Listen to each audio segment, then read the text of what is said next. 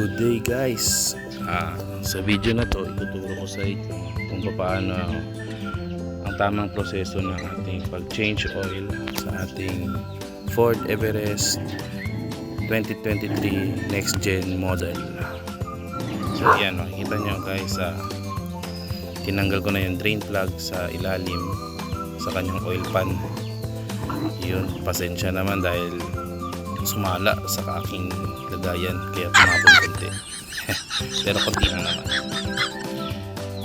Marami-rami ito guys, 8 liters. So yan, kita nyo ang itim. Bali ang aking running hours is 8,600 plus.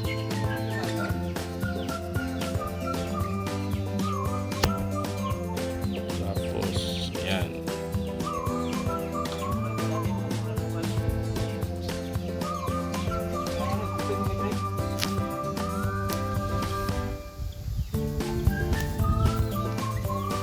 check mo natin yung langis kung naubos na talaga yung langis niya.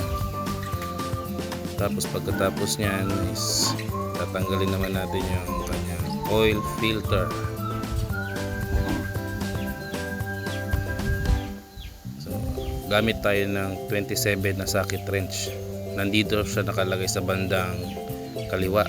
Yan, makikita nyo guys, yan ang kanyang oil filter cap. So tatanggalin mo yan, tatanggalin natin yan para mapalitan ng bagong oil filter.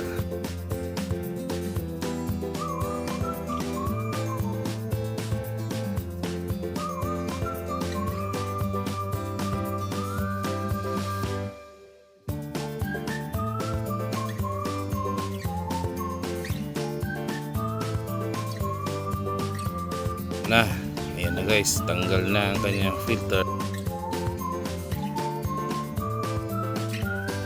Luwagan natin para makuha natin yung kanyang filter para mapalitan. Yung filter pala guys, binili ko lang yan sa Shopee. Marami nang nabibili sa Shopee. Legit naman, original. So makita mo ang dumi. Yan yung luma at yung bagong filter ay nandun na. Nilinisan ko muna yung kanyang lagayan para may kapit na rin yung bago. Tsaka huwag nyo kalimutan guys, palitan yung kanyang o-ring. May kasamang o-ring na pag bumili kayo ng bagong filter. So yan na, tapos na guys, nakabit ko na. Ito namang drain plug, isasauli ko na rin. Linisan nyo lang na mabuti para siguradong walang leak. Actually yung kanyang gasket guys, yung rubber gasket na yan, pinapalitan niya ng kasa. Napakamahal.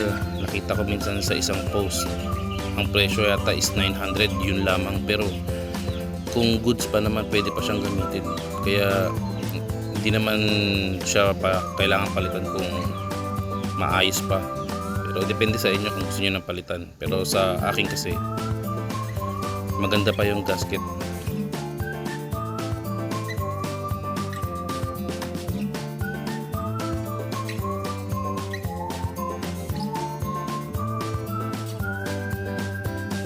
Tatanggalin ko na yung ating oil filler cap.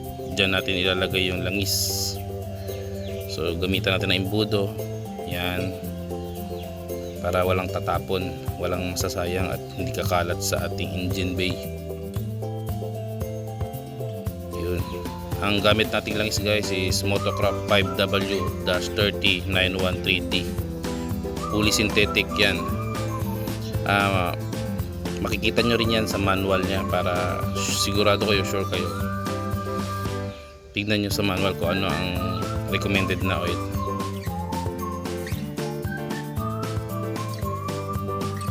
So yan, bali dalawang 4 liters yan guys, equals 8 liters lahat ang total. Sa pag-reset pala ng ating oil meter monitoring guys, gagawa natin ng panibagong video. So panoorin nyo na lang kung paano siya mag-reset.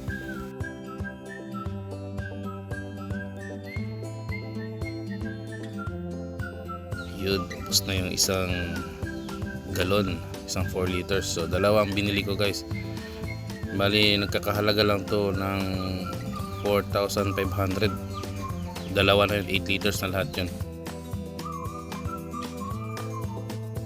Napakasimple lang mag-change oil guys. Kung may time kayo at kung may gamit kayo, mas maganda i-DIY nyo na lang kaysa sa kasa kayo magpagawa. Napakamahal at hassle pa sa oras, pipila ka pa. Pero syempre hindi naman lahat tayo marunong. Kung hindi nyo naman kaya, mas maganda sa kasa na lang. Pero yun nga lang, magbabayad ka ng napakamahal. Bali guys, ito ang first PMS ko, 10,000. Siguro magugulat kayo dahil ako na ang gumawa.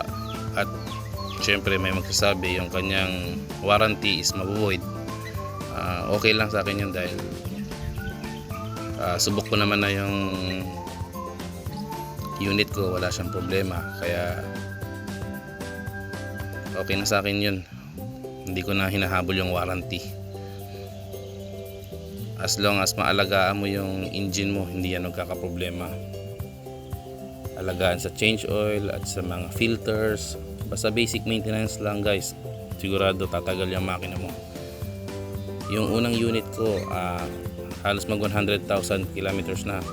Ako lang ang nag-maintenance. Good naman.